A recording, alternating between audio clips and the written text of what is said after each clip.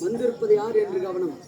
ஐயா, உங்கள் திருவுருவத்தை நீங்களே சொல்லுங்கள் ஐயா.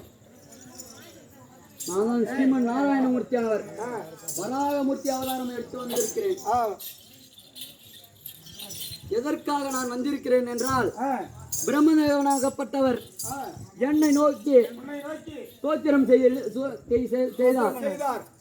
அதனால் என்ன காரணம் அதற்காக நான் அவரை அழைத்ததுக்காக வந்திருக்கிறேன்.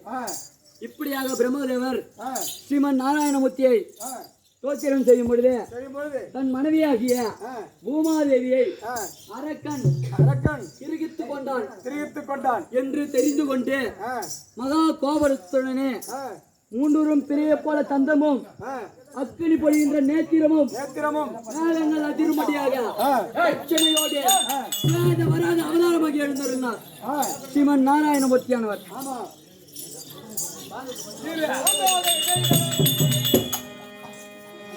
வெம்மலை மலர் மகன் அமர்ந்துதான் மாயன் போக்கிலை பொன்னே போது நடமுடிந்த மாயன் மூக்கி நின்று ஓரிகாலாய் மூலி நீர் அடிய கோர்க்கு நின்று குளிகளை தானவர் புரிந்தார்.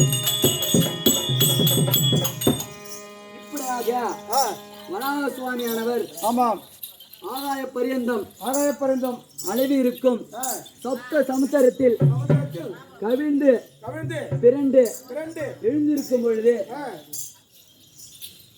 ஆதிவராக பெருமானின் மயிர்த்துளியில் ஜனமெல்லாம் மழை துளி போல் தொங்கும்படியாக விளங்கினார் வராக சுவாமியானவர்.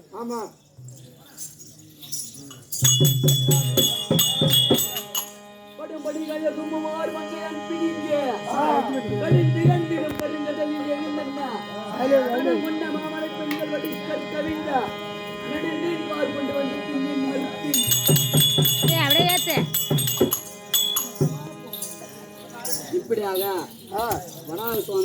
வராக சுவாமியானவர் சப்த சமுத்திரத்தில் கவிழ்ந்து புரண்டு மதம் பொருந்திய யானையானது எப்படி அந்த குளத்தில் இருக்கும் தாமரை கொக்கரித்து வருமோ அதுபோல ஒரு அனுப்பிரணமாக தனது கொம்பின் மேல் பூமியை தூக்கி வந்து முன்பிருந்தது போல வராக சுவாமியானவர் பூமியை சமப்படுத்தினார்.